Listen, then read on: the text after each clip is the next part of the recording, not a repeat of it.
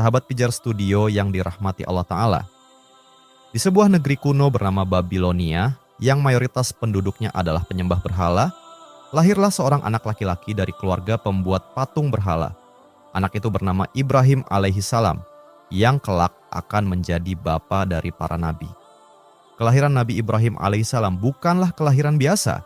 Ia adalah awal perubahan besar dalam sejarah manusia. Allah memilih Ibrahim untuk menjadi pembawa risalah yang lurus di tengah gelapnya kesyirikan yang telah mengakar kuat selama berabad-abad. Nabi Ibrahim alaihissalam lahir pada masa pemerintahan Raja Namrud, seorang penguasa yang bukan hanya zalim, tetapi juga sombong hingga berani mengklaim dirinya sebagai Tuhan. Kekuasaan Namrud sangat luas dan rakyatnya tunduk, bukan hanya karena kekuatan militer, tetapi juga karena propaganda ketuhanan palsu yang ia bangun. Ayah Nabi Ibrahim bernama Azar. Hal ini ditegaskan langsung oleh Allah Subhanahu wa Ta'ala dalam Al-Quran. Allah berfirman, "Dan ingatlah di waktu Ibrahim berkata kepada ayahnya, Azar." Surat Al-An'am ayat 74. Allah menyebut secara jelas nama ayah Nabi Ibrahim adalah Azar. Adapun dalam kitab Taurat, ayah Nabi Ibrahim disebut dengan nama Tarikh. Namun sebagai umat Islam, kita berpegang kepada keterangan Al-Quran dengan menyebut ayah Nabi Ibrahim dengan nama Azar. Azar bukanlah orang biasa. Ia adalah seorang pembuat sekaligus penyembah berhala yang terpandang di negerinya. Ia tinggal di wilayah kuno yang dikenal dengan nama Ur-Kasdim, bagian dari wilayah Babilonia. Kedudukannya membuat ia disegani dan dihormati karena berhala-berhala yang ia buat menjadi pusat peribadatan masyarakat. Azar memiliki 3 orang putra, yaitu Ibrahim, Haran, dan Nahur. Dari Haran lahirlah seorang anak yang kelak juga menjadi nabi, yaitu Nabi Lut alaihissalam, yang diutus kepada kaum Sodom. Dengan demikian, Nabi Lut alaihissalam adalah keponakan Nabi Ibrahim alaihissalam. Sejak kecil, Allah Subhanahu wa Ta'ala telah menanamkan cahaya iman dan fitrah tauhid ke dalam hati Ibrahim. Meskipun ia tumbuh di tengah keluarga dan masyarakat penyembah berhala, jiwanya tidak pernah tenang melihat kesesatan yang ada di sekelilingnya. Ibrahim tumbuh sebagai anak yang gemar berpikir, merenung, dan mempertanyakan kebenaran. Ketika Ibrahim alaihissalam menginjak usia muda, kegelisahan itu semakin kuat. Ia mulai merasakan bahwa ada sesuatu yang sangat tidak masuk akal dalam kehidupan kaumnya.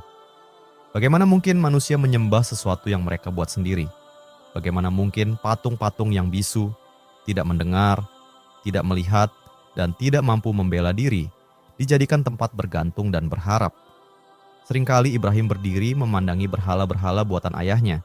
Tatapannya bukan tatapan kagum, melainkan tatapan penuh tanya dan keheranan. Dalam hatinya, ia bertanya, bagaimana mungkin benda mati ini menjadi Tuhan? Pertanyaan-pertanyaan inilah yang kelak mengantarkan Ibrahim alaihissalam kepada misi besar yang Allah tetapkan untuknya. Ketika Allah mengangkat Ibrahim sebagai seorang nabi, maka dimulailah fase dakwah yang penuh ujian. Pada masa itu, tidak ada satupun yang beriman selain Nabi Ibrahim alaihissalam sendiri. Ia berdiri sendirian menghadapi masyarakat yang seluruhnya tenggelam dalam kesyirikan. Akibat dakwahnya, ia dimusuhi, diancam, bahkan diusir oleh kaumnya sendiri, termasuk oleh ayahnya. Dakwah pertama yang dilakukan Nabi Ibrahim alaihissalam adalah dakwah kepada orang yang paling dekat dengannya, yaitu ayahnya sendiri. Inilah pelajaran besar bagi umat Islam, bahwa orang yang paling utama untuk kita dakwahi dengan kebenaran adalah orang tua kita selama mereka masih hidup. Suatu hari, Nabi Ibrahim memberanikan diri berbicara kepada ayahnya dengan penuh kelembutan dan adab. Ia berkata, "Ya abati, wahai ayahku, mengapa engkau menyembah sesuatu yang tidak dapat mendengar, tidak dapat melihat, dan tidak dapat menolongmu sedikit pun?" Dalam ayat ini, Ibrahim memanggil ayahnya dengan panggilan "Ya abati", sebuah panggilan penuh penghormatan dan kasih sayang. Ia melanjutkan dengan berkata, "Wahai ayahku, sungguh telah datang kepadaku ilmu yang tidak datang kepadamu. Maka ikutilah aku. Niscaya aku akan menunjukkan kepadamu jalan yang lurus." Dalam berdakwah, Nabi Ibrahim tidak merendahkan ayahnya, tidak menghina, dan tidak berkata kasar. Ia berbicara sebagai seorang anak yang mencintai ayahnya dan menginginkan keselamatan baginya. Namun, Ketika Nabi Ibrahim menjelaskan bahwa penyembahan berhala hakikatnya adalah penyembahan kepada setan, kemarahan ayahnya pun meledak. Azar menolak kebenaran dengan amarah, ancaman, dan pengusiran. Ia berkata dengan suara keras, "Apakah engkau membenci Tuhan-Tuhanku, wahai Ibrahim? Jika engkau tidak berhenti, sungguh aku akan merajamu. Tinggalkan aku untuk waktu yang lama." Meski diusir dan diancam, Nabi Ibrahim tetap menjawab dengan kelembutan. Ia berkata, "Semoga keselamatan tercurah atasmu, wahai ayahku. Aku akan memohonkan ampun untukmu kepada Tuhanku." Nabi Ibrahim bertekad memohonkan ampun kepada Allah untuk ayahnya, karena ia masih berharap bahwa ayahnya akan mendapatkan hidayah. Inilah puncak adab seorang anak kepada orang tua, meskipun orang tua tersebut menolak kebenaran, ia tetap mendoakannya. Namun ketika Allah menjelaskan bahwa ayahnya wafat dalam kekafiran dan menjadi musuh Allah, maka Nabi Ibrahim pun berlepas diri dan berhenti memohonkan ampun baginya sebagaimana perintah Allah. Allah berfirman, "Dan permohonan ampun Ibrahim kepada ayahnya hanyalah karena suatu janji yang telah diucapkannya. Maka ketika telah jelas baginya bahwa ayahnya itu adalah musuh Allah, Ibrahim pun berlepas diri darinya." Surat At-Taubah ayat 114. Dengan demikian, berakhirlah fase awal dakwah Nabi Ibrahim di lingkungan keluarganya. Dan dari titik inilah, Nabi Ibrahim alaihissalam memasuki fase dakwah berikutnya, yaitu berdakwah secara terbuka kepada seluruh kaumnya di negeri Babilonia, menghadapi masyarakat penyembah berhala dan penguasa zalim bernama Namrud. Sahabat Pijar Studio yang dirahmati Allah Ta'ala, setelah dakwah Nabi Ibrahim alaihissalam kepada ayahnya tidak membuahkan hasil, Allah Subhanahu wa Ta'ala menakdirkan agar dakwah itu meluas kepada seluruh kaumnya. Masyarakat Babilonia pada masa itu hidup dalam kesesatan yang sangat dalam. Mereka tidak sekadar menyembah berhala sebagai simbol, tetapi benar-benar meyakini bahwa patung-patung itu memiliki kekuatan untuk memberi manfaat dan menolak mudarat. Nabi Ibrahim alaihissalam memulai dakwahnya dengan metode yang penuh hikmah. Ia tidak langsung memaki atau menghancurkan keyakinan kaumnya dengan kekerasan, tetapi mengajak mereka berpikir. Beliau mengajak mereka menggunakan akal sehat yang Allah anugerahkan kepada manusia. Suatu hari, Nabi Ibrahim berdiri di hadapan kaumnya dan berkata dengan nada yang tenang namun tegas, "Apakah patung-patung ini yang kalian sembah?" Mereka menjawab dengan penuh kebanggaan, "Kami mendapati nenek moyang kami menyembahnya." Jawaban ini menunjukkan bahwa keyakinan mereka tidak dibangun di atas ilmu dan kebenaran, melainkan semata-mata taklid buta kepada tradisi leluhur. Nabi Ibrahim kemudian bertanya kembali, "Sungguh kalian dan nenek moyang kalian berada dalam kesesatan yang nyata." Mendengar ucapan itu, kaumnya terkejut dan marah. Mereka berkata, "Apakah engkau datang kepada kami membawa kebenaran, ataukah engkau hanya bermain-main?" Pertanyaan ini mencerminkan betapa asingnya tauhid di tengah masyarakat yang telah lama tenggelam dalam kesyirikan. Nabi Ibrahim menjawab dengan penuh keyakinan, "Sebenarnya Tuhan kalian adalah Tuhan langit dan bumi yang telah menciptakan keduanya. Dan aku termasuk orang-orang yang bersaksi atas hal itu." Dengan kalimat ini, Ibrahim menegaskan bahwa sesembahan yang benar bukanlah berhala buatan tangan manusia, melainkan Allah, pencipta seluruh alam. Lalu Nabi Ibrahim alaihissalam bersumpah di depan kaumnya, "Demi Allah, sungguh aku akan merencanakan sesuatu terhadap berhala-berhala kalian setelah kalian meninggalkannya." Dengan sumpah ini, Nabi Ibrahim berniat menggunakan siasat dakwah untuk menyadarkan kaumnya bahwa patung-patung yang mereka sembah sama sekali tidak memiliki kekuatan, apalagi sifat ketuhanan. Pada masa itu, masyarakat Babilonia memiliki sebuah hari raya besar tahunan yang dirayakan secara massal di alun-alun kota. Nabi Ibrahim pun diajak untuk ikut serta dalam perayaan tersebut. Namun Nabi Ibrahim menolak dengan alasan sakit. Hal ini diabadikan Allah Ta'ala dalam Al-Quran. Lalu Ibrahim memandang ke bintang-bintang, kemudian berkata, "Sesungguhnya aku sakit." Surat Asy-Syaffat ayat 88-89. Nabi Ibrahim mengatakan bahwa dirinya sedang sakit agar kaumnya pergi dan meninggalkannya sendirian, sehingga rencana untuk menghancurkan berhala-berhala dapat terlaksana. Inilah dusta pertama yang lakukan Nabi Ibrahim, yaitu berkata, "Aku sedang sakit." Namun, dusta ini bukanlah dusta yang haram. Sebagian ulama menyebut pernyataan ini sebagai tauriyah, yaitu ucapan yang memiliki dua kemungkinan makna. Bisa jadi yang dimaksud Nabi Ibrahim bukan sakit secara fisik, tetapi sakit hati dan jiwa karena menyaksikan kemusyrikan yang dilakukan kaumnya. Karena itu, para ulama menegaskan bahwa ini bukan dusta tercela, melainkan bentuk kebijaksanaan dalam berdakwah. Setelah seluruh masyarakat keluar menuju perayaan, Nabi Ibrahim alaihissalam memanfaatkan kesempatan tersebut untuk memasuki tempat penyimpanan berhala. Disebutkan bahwa Nabi Ibrahim secara diam-diam mendatangi berhala-berhala mereka. Dengan langkah cepat dan hati yang teguh, Nabi Ibrahim alaihissalam menyelinap ke tempat patung-patung itu disembah.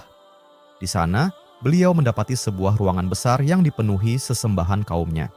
Pada tangan berhala-berhala itu terdapat berbagai makanan yang diletakkan sebagai persembahan. Maka dengan nada mengejek, Nabi Ibrahim alaihissalam berkata kepada patung-patung tersebut, "Mengapa kalian tidak makan?" Namun patung-patung itu tetap diam membisu. Lalu Nabi Ibrahim kembali berkata dengan nada ejekan, "Ada apa dengan kalian? Mengapa kalian tidak berbicara?" Setelah itu, Nabi Ibrahim memukul patung-patung tersebut dengan tangan kanannya sekuat tenaga.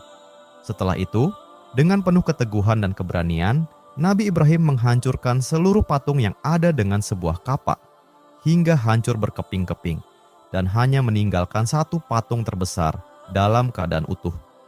Nabi Ibrahim kemudian meletakkan kapak tersebut di tangan patung yang paling besar, seakan-akan patung itulah pelakunya. Hal ini sengaja dilakukan Nabi Ibrahim untuk menyadarkan kaumnya. Jika benar patung yang paling besar itu hidup dan memiliki kekuasaan, tentu ia mampu melindungi patung-patung yang lain dan mencegah kehancuran tersebut. Ketika kaumnya kembali dan melihat berhala-berhala mereka hancur, betapa terkejutnya mereka. Mereka berkata, "Siapakah yang melakukan perbuatan ini? Siapa yang menghancurkan Tuhan-Tuhan kami? Sungguh yang melakukan perbuatan ini termasuk orang-orang zalim." Ketika suasana heboh, sebagian dari mereka teringat kepada Ibrahim dan berkata, "Kami mendengar seorang pemuda bernama Ibrahim yang mencela berhala-berhala ini." Maka para pemuka kaum berkata, "Kalau demikian, bawalah dia ke sini agar seluruh penduduk dapat menyaksikannya." Inilah yang memang diharapkan oleh Nabi Ibrahim alaihissalam, agar penduduk Babilonia yang menyembah berhala berkumpul. Dengan demikian, ia dapat menjelaskan kepada mereka semua tentang kebatilan berhala-berhala yang mereka sembah. Akhirnya, Nabi Ibrahim pun ditangkap dan dibawa menghadap para pemuka kaumnya. Di hadapan orang banyak itu, Nabi Ibrahim lalu ditanya, "Apakah engkau yang melakukan ini terhadap Tuhan-Tuhan kami, wahai Ibrahim?" Ibrahim menjawab dengan kalimat yang sangat cerdas, "Sebenarnya berhala yang besar inilah yang melakukannya. Tanyakanlah kepadanya jika dia dapat berbicara." Inilah dusta Nabi Ibrahim yang kedua, yaitu ketika beliau mengatakan bahwa yang menghancurkan patung-patung sesembahan itu adalah patung yang paling besar. Padahal, sejatinya Nabi Ibrahim sendirilah yang menghancurkannya. Para ulama menjelaskan bahwa pernyataan Nabi Ibrahim ini termasuk tauriyah, yaitu ucapan yang secara lahir tampak tidak benar, namun mengandung maksud yang benar. Tujuannya bukan untuk menipu, melainkan sebagai strategi dakwah guna menyadarkan kaumnya bahwa jika patung-patung itu tidak mampu membela diri, maka bagaimana mungkin mereka layak disembah.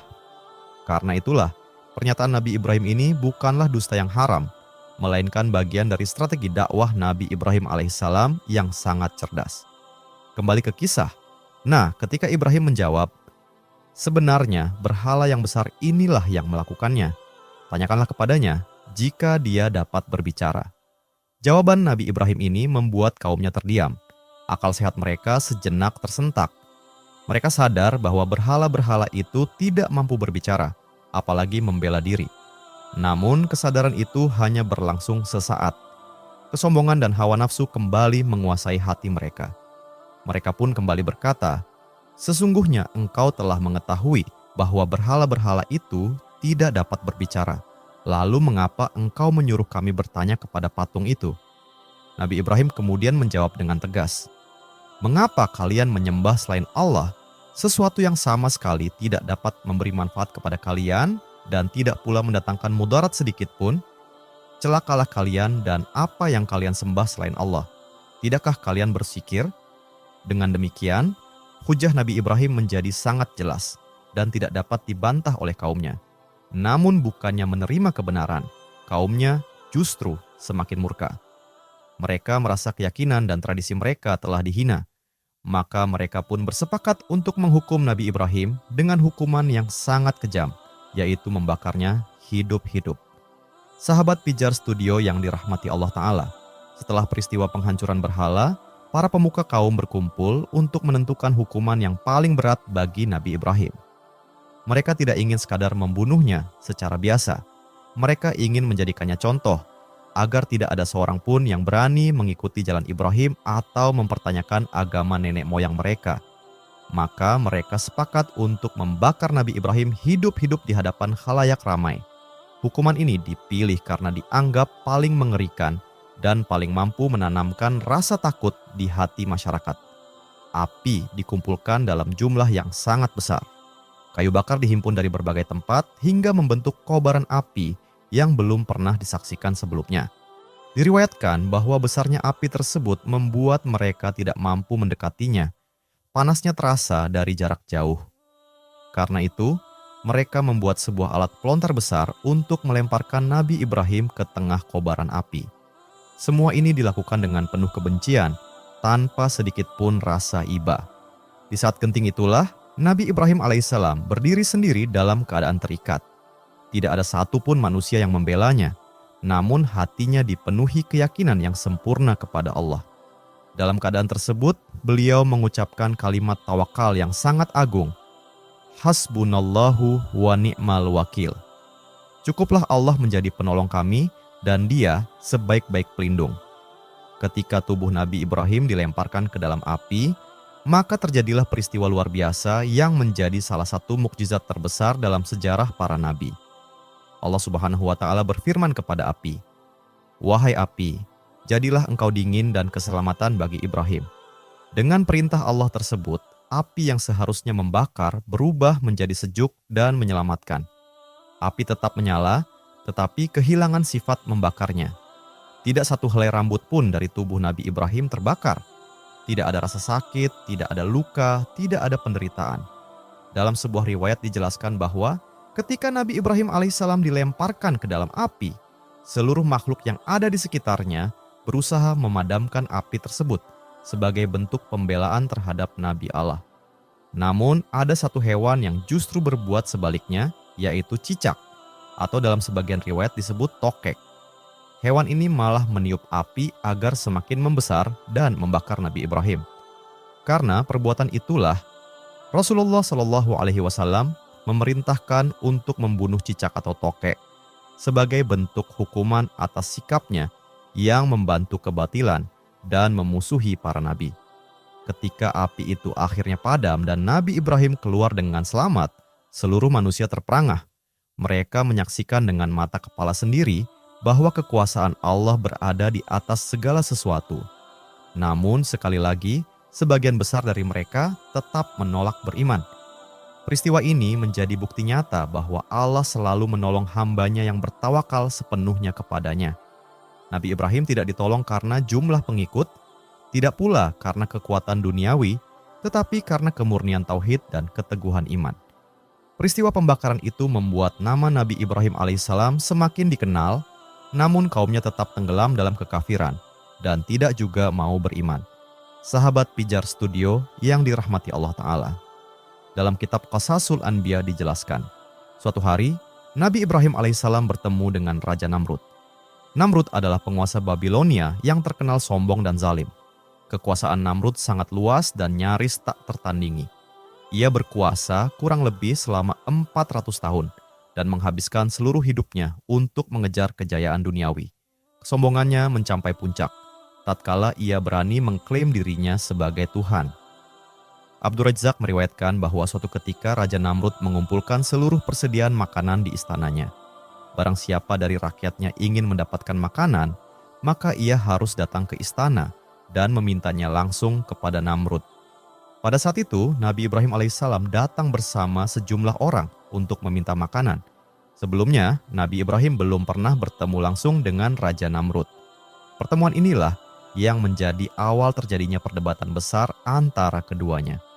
Di hadapan Namrud, Nabi Ibrahim berdiri dengan tenang. Sorot matanya penuh keteguhan dan keberanian tanpa sedikit pun rasa takut. Raja Namrud menatap Nabi Ibrahim dengan tajam, lalu berkata, "Siapakah Tuhanmu, wahai Ibrahim?" Nabi Ibrahim alaihissalam menjawab dengan penuh ketenangan dan keyakinan, "Tuhanku adalah Allah, dialah yang menghidupkan dan mematikan." Dengan penuh kesombongan, Raja Namrud tertawa mengejek lalu berkata, "Aku juga bisa menghidupkan dan mematikan." Untuk membuktikan klaimnya, Namrud pun memanggil 2 orang tahanan. Ia memerintahkan agar salah satunya dibunuh, sementara yang lain dibiarkan hidup. Dengan angkuh, ia berkata, "Lihatlah, aku telah mematikan yang satu dan menghidupkan yang lain." Namun Nabi Ibrahim alaihissalam tidak terperdaya oleh tipu daya tersebut. Dengan kecerdasan dan hujah yang sangat kuat, beliau pun menjawab, "Sesungguhnya Allah menerbitkan matahari dari timur, maka terbitkanlah ia dari barat jika engkau benar." Maka Raja Namrud seketika terdiam. Suasana istana mendadak sunyi. Para pembesar kerajaan saling berpandangan, lalu menatap Namrud menunggu jawabannya. Namun kali ini, kesombongan itu runtuh. Namrud tak mampu berkata sepatah kata pun. Wajahnya memerah menahan malu karena ia sadar sepenuhnya bahwa dirinya tak mampu menerbitkan matahari. Namrud tak berdaya menghadapi hujah tauhid Nabi Ibrahim alaihissalam.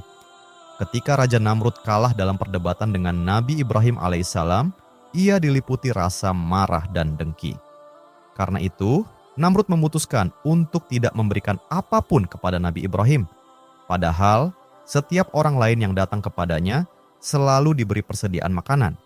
Maka Nabi Ibrahim pun keluar dari istana itu tanpa membawa bekal sedikit pun. Dalam perjalanan pulang, ketika hampir sampai di rumah, Nabi Ibrahim mengambil beberapa genggam pasir, lalu memasukkannya ke dalam kedua kantung yang dibawanya. Dalam hatinya ia berkata, "Setidaknya aku bisa menyibukkan istriku dengan sesuatu, hingga ia tidak langsung bertanya tentang makanan." Sesampainya di rumah, Nabi Ibrahim meletakkan kedua kantung tersebut, lalu pergi beristirahat. Karena keletihan setelah perjalanan jauh, beliau pun tertidur pulas. Melihat suaminya tertidur, Sarah, istri Nabi Ibrahim, berinisiatif memeriksa kedua kantung yang dibawanya. Betapa terkejutnya Sarah ketika mendapati kantung-kantung itu ternyata penuh dengan makanan. Tanpa ragu, Sarah segera memasak makanan tersebut. Ketika Nabi Ibrahim terbangun dari tidurnya, ia melihat hidangan telah siap tersaji. Dengan penuh keheranan, ia bertanya, "Wahai Sarah, dari manakah engkau mendapatkan makanan ini?" Sarah menjawab dengan tenang, "Dari 2 kantung yang engkau bawa tadi." Mendengar itu, Nabi Ibrahim segera memahami apa yang telah terjadi. Ia pun bersyukur kepada Allah karena ia yakin bahwa makanan itu adalah rezeki yang dianugerahkan Allah secara langsung kepadanya. Sahabat Pijar Studio yang dirahmati Allah Ta'ala, selama Nabi Ibrahim alaihissalam berdakwah di Babilonia, tidak ada satupun dari kaumnya yang beriman kecuali istrinya dan keponakannya, yaitu Nabi Lut alaihissalam. Maka berhijrahlah Nabi Ibrahim alaihissalam bersama istrinya dan Nabi Lut alaihissalam dari Babilonia menuju Syam, daerah Haran. Allah Subhanahu wa Ta'ala berfirman, "Dan kami selamatkan Ibrahim dan Lut dari negeri Babilonia ke negeri yang telah kami berkahi untuk seluruh manusia." Setibanya Nabi Ibrahim alaihissalam di Syam, tepatnya di daerah Haran, beliau mendapati kaum yang berbeda dari kaum sebelumnya. Jika di Babilonia mereka menyembah benda-benda bumi seperti patung atau berhala, maka penduduk Haran menyembah benda-benda langit seperti bintang, bulan, dan matahari. Sebagaimana yang kita ketahui, metode dakwah Nabi Ibrahim alaihissalam adalah dakwah yang mengedepankan dialog dan pendekatan akal. Oleh karena itu, ketika beliau berhadapan dengan kaum penyembah benda-benda langit di Haran, Nabi Ibrahim memilih berdialog dengan mereka, mengajak kaumnya berpikir, merenung, dan menggunakan akal sehat agar mereka menyadari kebatilan sesembahan selain Allah. Kisah inilah yang sering disalahpahami oleh sebagian orang, seakan-akan Nabi Ibrahim alaihissalam pernah mencari Tuhan, padahal anggapan tersebut tidak benar. Nabi Ibrahim alaihissalam tidak pernah mencari Tuhan, karena sejak kecil Allah Subhanahu wa Ta'ala telah menanamkan tauhid yang lurus dalam jiwanya. Mustahil bagi seorang nabi melakukan kesyirikan atau kebingungan dalam mengenal Rabb-nya. Sejak awal kehidupannya, Nabi Ibrahim justru telah mendakwahkan tauhid dan mengajak kaumnya untuk menyembah Allah semata. Adapun kisah tentang bintang, rembulan, dan matahari yang disebutkan dalam Al-Quran bukanlah kisah pencarian Tuhan, melainkan kisah dialog dan debat Nabi Ibrahim dengan kaumnya yang menyembah benda-benda langit. Nabi Ibrahim menggunakan metode berpikir logis dan pendekatan akal, mengikuti cara berpikir kaumnya untuk menunjukkan kelemahan sesembahan mereka dan membuktikan bahwa benda-benda tersebut tidak layak dijadikan Tuhan. Dengan cara itulah Nabi Ibrahim ingin membuka mata kaumnya bahwa sesuatu yang terbit dan tenggelam, muncul dan menghilang, tidak pantas dijadikan sesembahan. Yang pantas disembah hanyalah Allah, Tuhan yang maha kekal, maha mengatur, dan tidak pernah lenyap. Dikisahkan, suatu malam, ketika penduduk Haran sedang berkumpul, Nabi Ibrahim alaihissalam berdakwah kepada mereka. Kaum Haran adalah penyembah benda-benda langit, terutama bintang. Maka Nabi Ibrahim menggunakan metode dialog dan sindiran, mengikuti cara berpikir kaumnya agar mereka mau merenung. Ketika Nabi Ibrahim melihat sebuah bintang bersinar di langit, ia berkata kepada para penyembah bintang sebagai bentuk sindiran, "Inilah Tuhanku." Namun ketika bintang itu menghilang dan tenggelam, Nabi Ibrahim berkata, "Aku tidak suka kepada yang tenggelam." Dengan pernyataan ini, Nabi Ibrahim mengajak kaumnya berpikir, bintang-bintang yang terbit lalu menghilang tidak pantas menjadi Tuhan. Sesuatu yang bisa lenyap dan berubah tidak layak disembah, karena Tuhan yang sejati haruslah maha kekal dan tidak pernah sirna. Pada malam berikutnya, Nabi Ibrahim bersama kaumnya melihat bulan yang bercahaya terang. Maka Nabi Ibrahim kembali berkata kepada penyembah bulan dengan nada sindiran, "Inilah Tuhanku."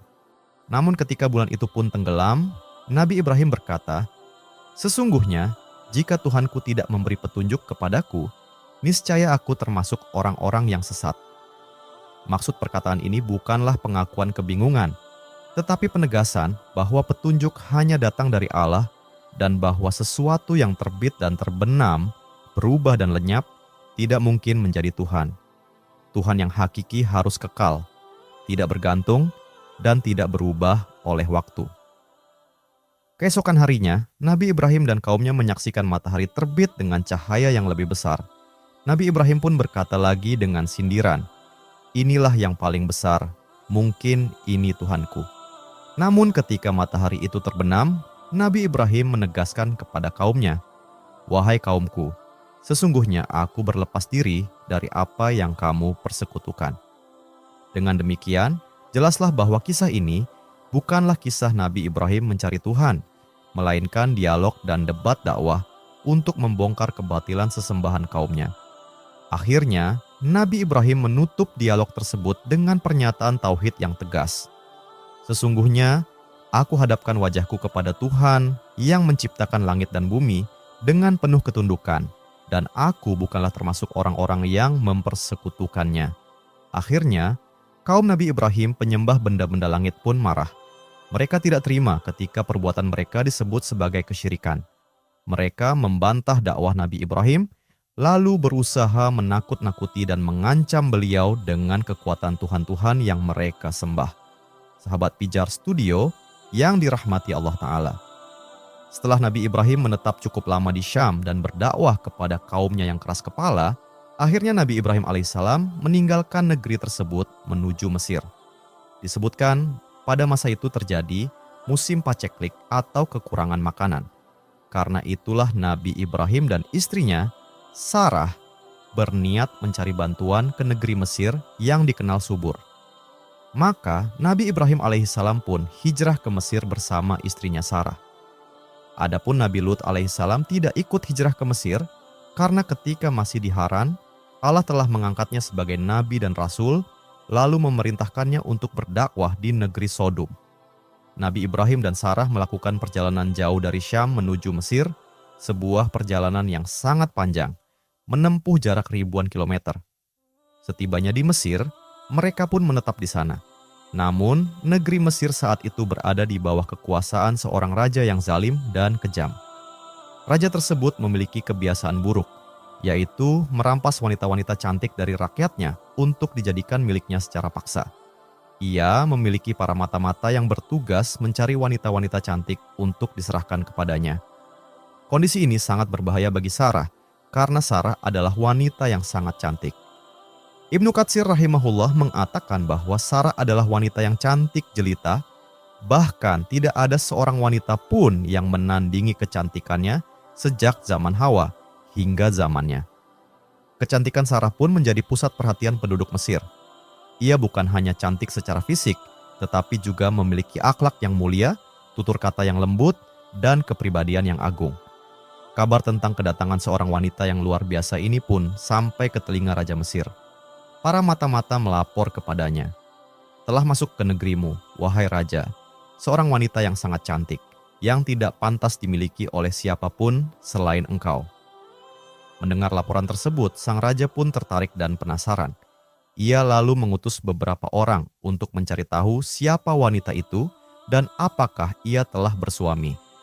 Utusan raja kemudian mendatangi Nabi Ibrahim dan bertanya, "Wahai Ibrahim, siapakah wanita yang bersamamu itu?"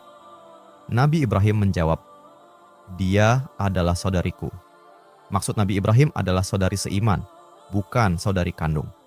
Setelah itu Nabi Ibrahim berkata kepada Sarah, "Wahai Sarah, janganlah engkau mendustakan perkataanku, karena aku telah mengatakan kepada mereka bahwa engkau adalah saudariku."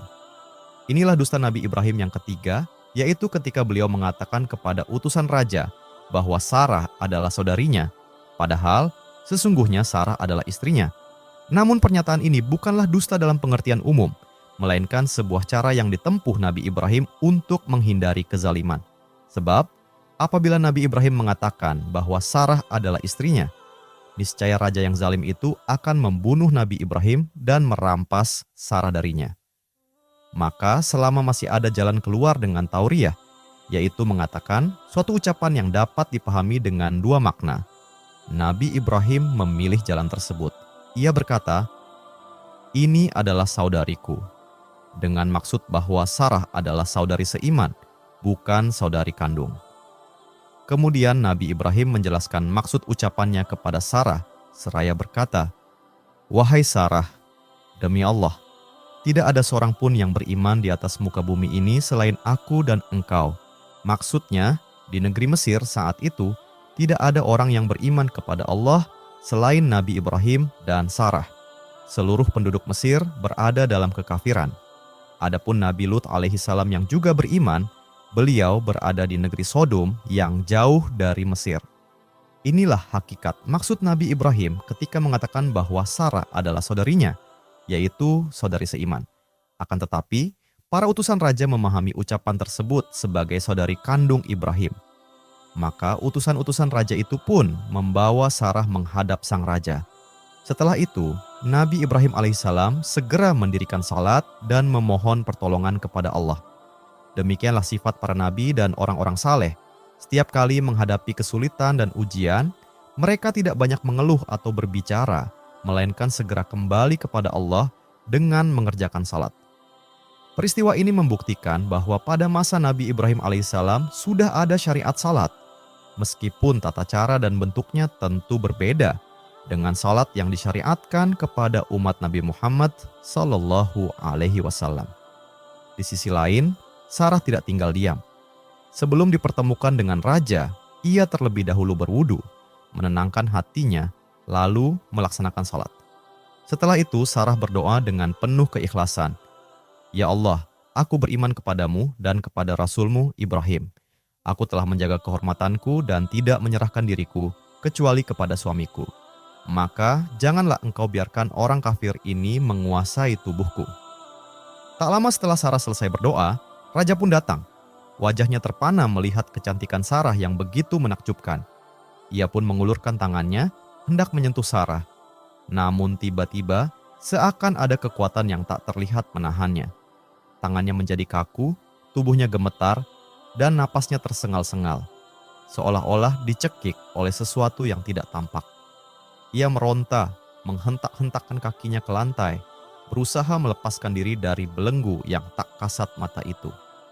Dalam keadaan panik dan ketakutan, raja itu pun berseru, "Wahai Sarah, mohonkanlah kepada Tuhanmu untukku. Aku berjanji tidak akan menyentuhmu dan tidak akan mengganggumu."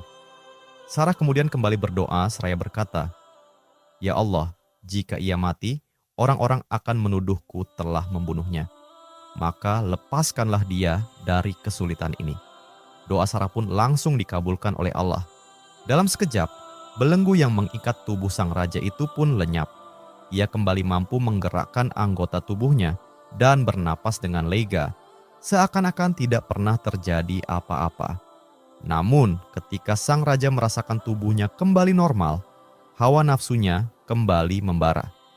Ia menarik napas panjang, lalu pandangannya kembali tertuju kepada Sarah, wanita dengan kecantikan yang belum pernah ia saksikan seumur hidupnya. Dengan wajah penuh syahwat, sang raja kembali melangkah maju, berniat menyentuh Sarah untuk kedua kalinya. Tetapi belum sempat tangannya menyentuh Sarah, tiba-tiba tubuh sang raja kembali terbelenggu. Kali ini jauh lebih keras dan lebih menyakitkan daripada sebelumnya. Kedua tangannya kaku, tak dapat digerakkan, dadanya terasa sesak, dan napasnya hampir terhenti. Ia kembali dicekik oleh kekuatan yang tak terlihat. Kakinya menghentak-hentak lantai, berusaha melepaskan diri, namun semuanya sia-sia. Dalam kepanikan dan penderitaan yang luar biasa, sang raja berteriak dengan suara gemetar, "Wahai Sarah, tolonglah aku, mohonkan kepada Tuhanmu. Aku bersumpah, aku tidak akan mengganggumu lagi." Dengan hati yang tulus dan penuh ketakwaan, Sarah kembali berdoa, "Ya Allah, lepaskanlah dia dari belenggu ini." Maka sekali lagi, dengan izin Allah Ta'ala, belenggu itu pun terlepas. Sang raja jatuh terduduk lemas. Wajahnya pucat pasi, tubuhnya gemetar, dan kekuatannya seakan terkuras habis. Namun sayangnya, meskipun telah merasakan 2 kali azab yang nyata, hati sang raja tetap keras. Ia belum juga bertaubat dan belum sepenuhnya jera dari kesombongannya. Kecantikan Sarah benar-benar telah mengaburkan akal dan kesadaran sang raja. Nafsu dan kesombongan membuatnya lupa diri. Untuk ketiga kalinya, sang raja mencoba mendekati Sarah. Dalam benaknya terlintas pikiran penuh keangkuhan, "Aku adalah Raja Mesir. Siapa yang berani melarangku? Ini istanaku, ini kekuasaanku. Tidak ada satu pun yang mampu menghalangiku." Dengan keyakinan palsu itu, sang raja kembali melangkah maju. Namun sebelum niat buruknya tercapai, tangannya tiba-tiba terbelenggu. Kali ini jauh lebih keras, lebih menyakitkan, dan lebih menakutkan daripada sebelumnya. Rasa sakit itu membuat tubuhnya gemetar dan hatinya diliputi ketakutan yang belum pernah ia rasakan seumur hidupnya. Dalam kondisi lemah dan terdesak, kesombongan itu runtuh seketika. Dengan suara yang terputus-putus dan penuh ketakutan, ia berkata, "Sarah, cukup, ini yang terakhir. Tolong doakan aku kepada Tuhanmu agar aku dilepaskan." Sarah adalah wanita beriman yang menjaga kehormatannya karena Allah, tidak membalas kezaliman dengan dendam. Ia pun berdoa kepada Allah Subhanahu wa Ta'ala, dan dengan kasih sayangnya, Allah kembali mengabulkan doa Sarah. Belenggu itu pun terlepas seketika dari tubuh sang raja. Namun kali ini, wajah sang raja tidak lagi menunjukkan kesombongan dan aura syahwat. Yang tampak justru ketakutan yang mendalam. Ia benar-benar menyadari bahwa ia sedang berhadapan dengan sesuatu yang berada di luar kekuasaannya. Dengan napas terengah dan wajah pucat, ia menoleh kepada para pengawalnya dan berkata, "Apa yang sebenarnya kalian bawa kepadaku ini? Kalian mengatakan ini seorang wanita? Tidak, ini bukan wanita biasa. Ini sesuatu yang tidak bisa disentuh, sesuatu yang berada di luar kendali kita." Akhirnya, dengan nada yang penuh ketegasan dan ketakutan, sang raja memerintahkan, "Kembalikan wanita ini kepada Ibrahim. Aku tidak ingin melihatnya lagi." Namun sebelum Sarah dikembalikan kepada Nabi Ibrahim alaihissalam, sang raja memberikan sebuah hadiah sebagai bentuk penghormatan, atau lebih tepatnya, sebagai cara agar ia terbebas dari rasa takut yang menghantuinya. Hadiah itu adalah seorang budak wanita Mesir bernama Hajar yang kelak akan menjadi bagian penting dalam sejarah kenabian dan perjalanan besar keluarga Nabi Ibrahim alaihissalam. Hajar ini bukanlah budak biasa. Dalam sebagian riwayat disebutkan bahwa ia berasal dari keluarga bangsawan, bahkan ada yang menyebutkan ia merupakan keturunan raja. Namun karena sebuah konflik atau peperangan antar kerajaan, Hajar tertawan dan akhirnya menjadi pelayan di istana Mesir. Dari istana itulah ia kemudian diserahkan sebagai hadiah kepada Sarah. Hajar inilah yang kelak Allah takdirkan menjadi istri Nabi Ibrahim alaihissalam yang kedua dan ibu dari Nabi Ismail alaihissalam, nenek moyang bangsa Arab dan penutup para nabi, yakni Nabi Muhammad sallallahu alaihi wasallam. Tak lama kemudian, Sarah kembali kepada Ibrahim bersama Hajar dengan perasaan lega dan penuh syukur. Ia berkata, "Wahai Ibrahim, sungguh Allah telah membungkam orang kafir itu, dan Allah memberiku seorang pembantu sebagai hadiah." Setelah peristiwa itu, Nabi Ibrahim alaihissalam bersama Sarah dan Hajar pergi meninggalkan Mesir. Mereka kembali berhijrah menuju negeri Syam, tepatnya di Palestina. Di sanalah mereka menetap hidup bersama dan melanjutkan kehidupan mereka di tanah yang diberkahi Allah. Sahabat Pijar Studio yang dirahmati Allah Ta'ala, waktu terus berjalan. Nabi Ibrahim alaihissalam dan Sarah telah lama menjalani bahtera rumah tangga, namun Allah belum juga menganugerahkan seorang anak kepada mereka. Namun Nabi Ibrahim alaihissalam tidak pernah berputus asa. Dengan penuh keyakinan dan kesabaran, beliau terus berdoa kepada Allah. "Ya Tuhanku, anugerahkanlah kepadaku seorang anak yang termasuk golongan orang-orang yang saleh." Nabi Ibrahim alaihissalam tidak sekadar meminta anak, tetapi memohon keturunan yang saleh, keturunan yang kelak akan memikul amanah dakwah dan menjaga tauhid di muka bumi. Tahun demi tahun berlalu, namun doa itu belum juga terwujud. Hingga akhirnya, dengan keikhlasan yang luar biasa, Sarah merelakan pembantunya yang bernama Hajar untuk dinikahi Nabi Ibrahim. Keputusan ini amat berat, namun ia lahir dari keimanan, pengorbanan, dan harapan agar risalah kenabian tetap berlanjut. Nabi Ibrahim pun menikahi Hajar. Tidak lama setelah itu, Allah mengabulkan doa-doa Nabi Ibrahim. Hajar pun mengandung, dan dari rahimnya lahirlah seorang bayi lelaki yang kelak akan menjadi nabi besar, yaitu Nabi Ismail alaihissalam. Kelahiran Ismail membawa kebahagiaan yang luar biasa bagi Nabi Ibrahim. Di usia yang telah lanjut, akhirnya beliau dikaruniai seorang putra, buah dari doa panjang, kesabaran, dan tawakal kepada Allah. Namun, kebahagiaan itu tidak berlangsung lama, karena Allah menyiapkan ujian yang jauh lebih besar, ujian yang akan menguji cinta, keimanan, dan kepatuhan Nabi Ibrahim kepada Rabb-Nya.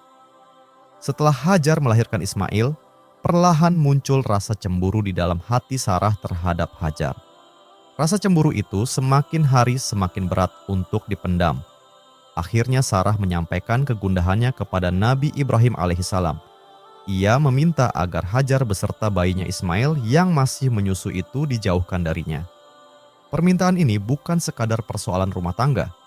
Allah Subhanahu wa Ta'ala menjadikannya sebagai awal dari takdir besar yang akan mengubah sejarah manusia. Allah pun memerintahkan Nabi Ibrahim alaihissalam untuk memisahkan Sarah dari Hajar. Sebagai bentuk ketaatan total kepada perintah Allah, Nabi Ibrahim diperintahkan membawa Hajar bersama putranya, Ismail yang masih menyusu, menuju sebuah lembah yang sangat tandus, sebuah tempat sunyi yang kelak dikenal oleh dunia sebagai Makkah. Tanpa ragu, tanpa bantahan, dan tanpa banyak bicara, Nabi Ibrahim menaati perintah Rabb-Nya.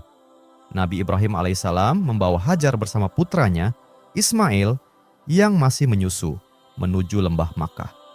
Saat itu, Makkah hanyalah padang pasir tandus, tanpa air, tanpa tumbuh-tumbuhan, dan tanpa satupun manusia. Di tempat itulah Allah memerintahkan Nabi Ibrahim untuk meninggalkan Hajar dan Ismail, hanya dengan bekal yang sangat sedikit. Ketika Nabi Ibrahim hendak meninggalkan Hajar dan Ismail, Hajar bertanya, "Wahai Ibrahim, apakah ini perintah dari Allah?" Ketika Nabi Ibrahim menjawab, "Ya," Maka Hajar pun berkata dengan penuh keyakinan, "Jika demikian, Allah tidak akan menelantarkan kami." Kalimat ini menjadi bukti keimanan yang luar biasa dari seorang wanita salehah. Ia berserah diri sepenuhnya kepada Allah. Meskipun secara lahiriah ia berada dalam kondisi yang sangat berat. Setelah meninggalkan mereka, Nabi Ibrahim berdoa kepada Allah dengan doa yang diabadikan dalam Al-Quran. Nabi Ibrahim memohon agar Allah menjaga keluarganya, menjadikan hati manusia cenderung kepada mereka, dan menganugerahkan rezeki kepada penduduk lembah tersebut. Beberapa waktu setelah kepergian Nabi Ibrahim, persediaan makanan dan air yang dibawa Hajar pun habis. Bayi Ismail mulai menangis kehausan. Tangisan itu mengguncang hati seorang ibu. Hajar tidak tinggal diam. Dengan penuh kepanikan, ia berlari mencari air. Hajar berlari menuju sebuah bukit kecil bernama Syafa, berharap dapat melihat tanda-tanda kehidupan. Ketika tidak menemukan apapun, ia turun dan berlari menuju bukit lain bernama Marwah. Ia melakukan perjalanan ini berulang kali, bolak-balik antara Syafa dan Marwah, dengan harapan menemukan setetes air atau seseorang yang dapat menolong. Usaha Hajar ini bukanlah perbuatan sia-sia. Ia adalah gambaran sempurna tentang ikhtiar manusia yang disertai tawakal kepada Allah. Allah tidak mencela kepanikan Hajar, tidak pula menyalahkan kegelisahannya. Justru Allah mengabadikan lari antara Syafa dan Marwah ini sebagai ibadah sa'i yang akan dilakukan oleh jutaan kaum muslimin hingga akhir zaman. Ketika Hajar kembali mendatangi Ismail dalam keadaan tanpa membawa makanan dan air, ia justru menyaksikan sebuah keajaiban besar.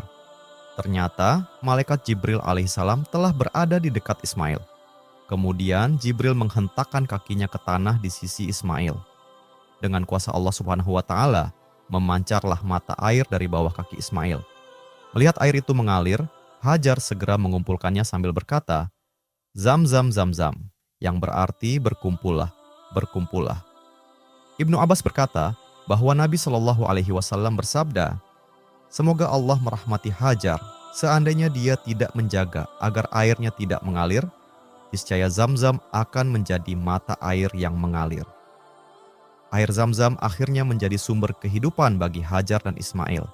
Dari lembah yang sebelumnya sepi yang seakan tanpa kehidupan, Allah mengubahnya menjadi tempat yang memberi kehidupan.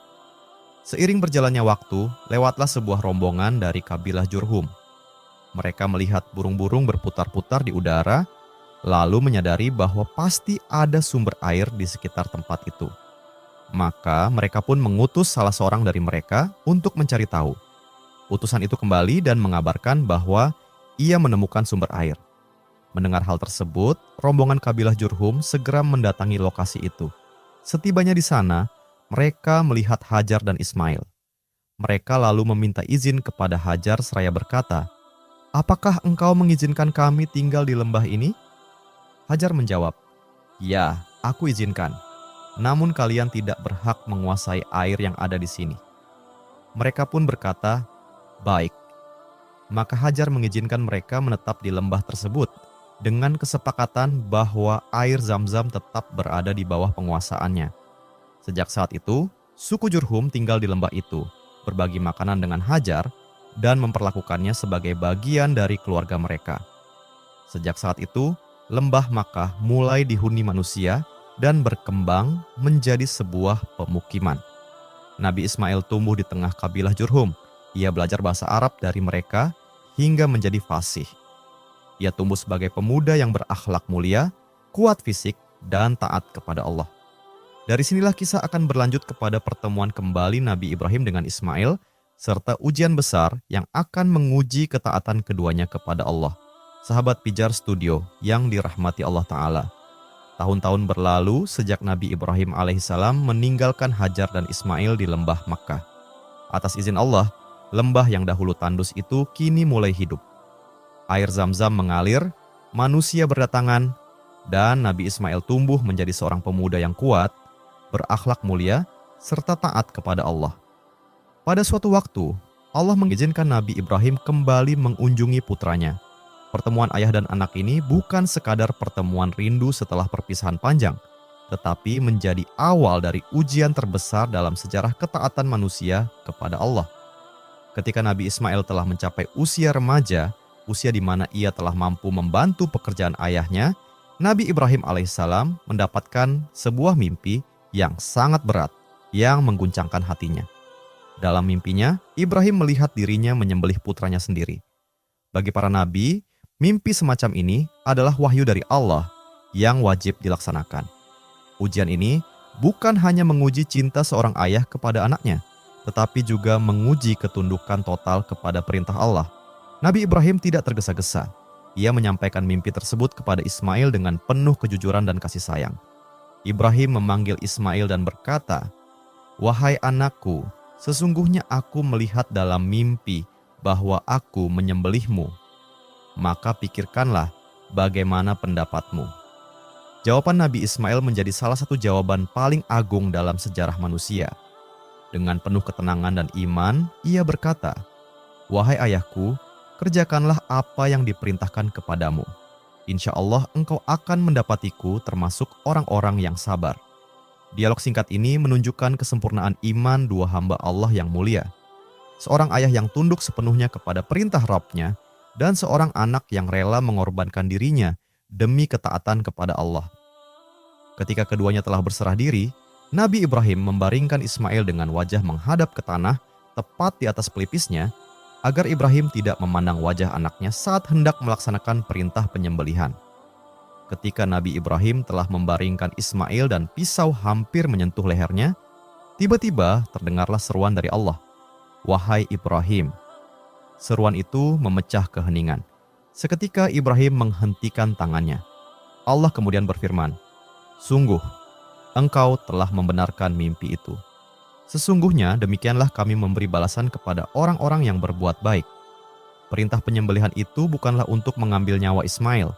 Allah tidak menghendaki darah Ismail tertumpah, tetapi menghendaki ketaatan total. Sebagai ganti, Allah menurunkan seekor sembelihan besar berupa seekor domba. Lalu Nabi Ibrahim menyembelih domba tersebut. Dengan demikian, Nabi Ismail diselamatkan, dan peristiwa ini diabadikan sebagai ujian agung yang mengangkat derajat Nabi Ibrahim dan Nabi Ismail di sisi Allah. Peristiwa ini menjadi dasar disyariatkannya ibadah kurban dalam Islam. Setiap tetes darah kurban bukan sekadar penyembelihan hewan, tetapi simbol ketundukan, keikhlasan, dan kesiapan seorang hamba untuk mendahulukan perintah Allah di atas segala kecintaan dunia. Setelah peristiwa penyembelihan itu, Nabi Ibrahim alaihissalam kembali ke Palestina dan berkumpul kembali dengan Sarah. Hingga pada suatu hari, datanglah 3 malaikat yang menyerupai manusia dan bertamu ke rumah Nabi Ibrahim alaihissalam. Saat itu, Nabi Ibrahim tidak mengetahui bahwa para tamu tersebut adalah malaikat. Beliau menyambut mereka dengan penuh keramahan dan segera menjamu mereka dengan makanan terbaik.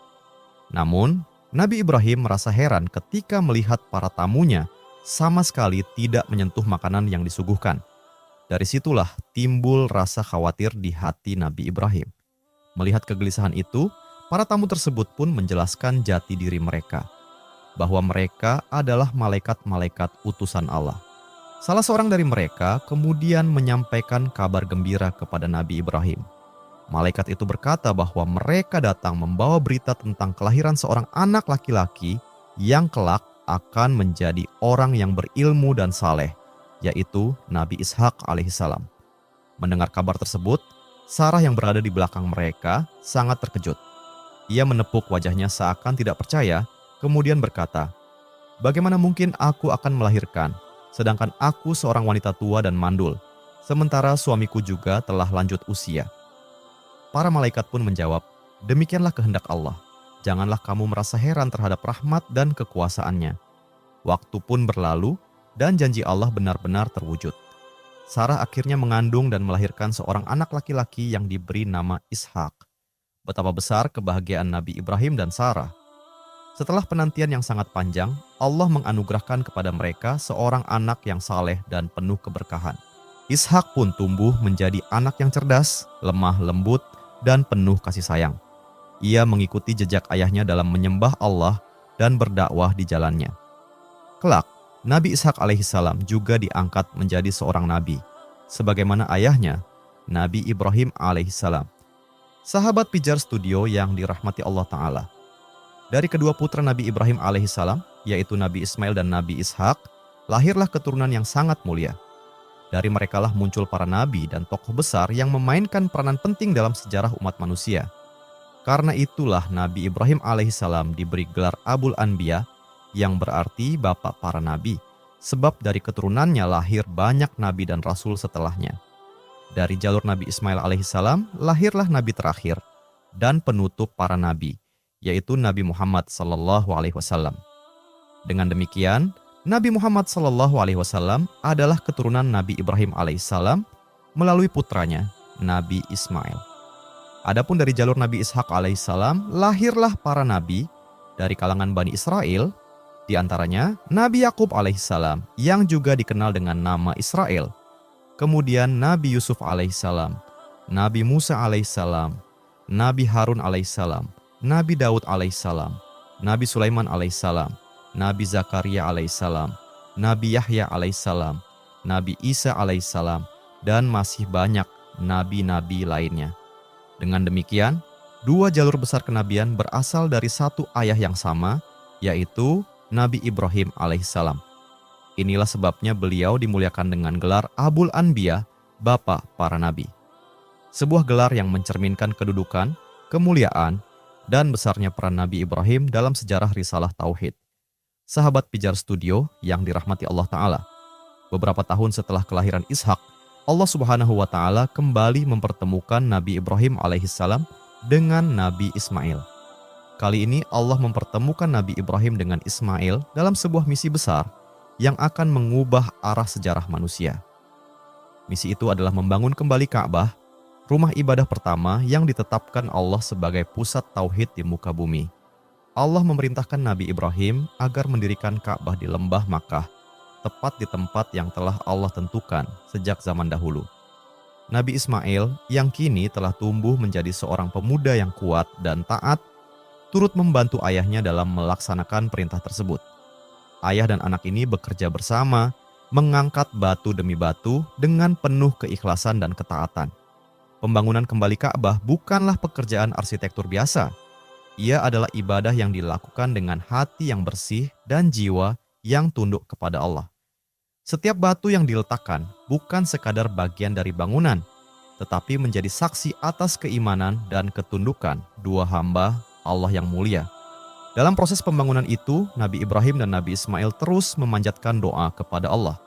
Mereka tidak merasa bangga dengan amal yang mereka lakukan, tidak pula merasa aman dari penolakan. Justru mereka memohon dengan penuh kerendahan hati, "Wahai Tuhan kami, terimalah dari kami. Sesungguhnya Engkau Maha mendengar lagi, Maha mengetahui." Doa ini menunjukkan adab yang sangat tinggi dalam beramal.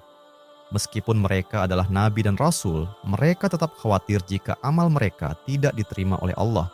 Inilah pelajaran besar bagi umat Islam, bahwa sebesar apapun amal yang dilakukan, seorang hamba tetap harus memohon agar Allah menerimanya. Setelah Ka'bah berdiri, Allah memerintahkan Nabi Ibrahim untuk menyeru seluruh manusia agar menunaikan ibadah haji. Seruan ini secara lahiriah tampak mustahil, karena di hadapan Nabi Ibrahim tidak ada manusia yang berkumpul, tidak ada kota besar, dan tidak ada peradaban megah. Maka Nabi Ibrahim berkata, "Wahai Rabbku, bagaimana aku menyeru manusia sedangkan suaraku terbatas?" Kemudian Allah menjawab, "Wahai Ibrahim, tugasmu hanya menyerukan. Aku yang akan menyampaikan suaramu ke seluruh penjuru bumi." Maka kemudian Nabi Ibrahim melaksanakan perintah itu dengan penuh keyakinan. Lalu Allah menyampaikan seruan tersebut ke penjuru dunia dan ke seluruh generasi manusia. Sejak saat itu hingga hari ini, jutaan manusia dari berbagai bangsa, bahasa, dan warna kulit datang memenuhi panggilan haji, membuktikan bahwa perintah Allah selalu melampaui batas waktu dan tempat. Pembangunan Ka'bah dan seruan haji menegaskan bahwa tauhid harus memiliki pusat yang jelas. Ka'bah bukanlah bangunan yang disembah, tetapi simbol kesatuan ibadah kepada Allah. Seluruh umat Islam menghadap ke satu arah, menyembah satu Tuhan, dan mengikuti ajaran tauhid yang sama. Kisah Nabi Ibrahim alaihissalam menegaskan bahwa jalan tauhid adalah jalan ujian. Di dalamnya ada pengusiran, ancaman, api, hijrah, perpisahan keluarga, dan pengorbanan yang sangat berat. Namun di balik semua itu, Allah menyiapkan kemuliaan yang besar bagi hamba-hambanya yang sabar dan bertawakal. Dengan demikian, berakhirlah kisah Nabi Ibrahim alaihissalam, sang bapak para nabi, teladan tauhid sepanjang zaman. Wallahu a'lam. Assalamualaikum warahmatullahi wabarakatuh.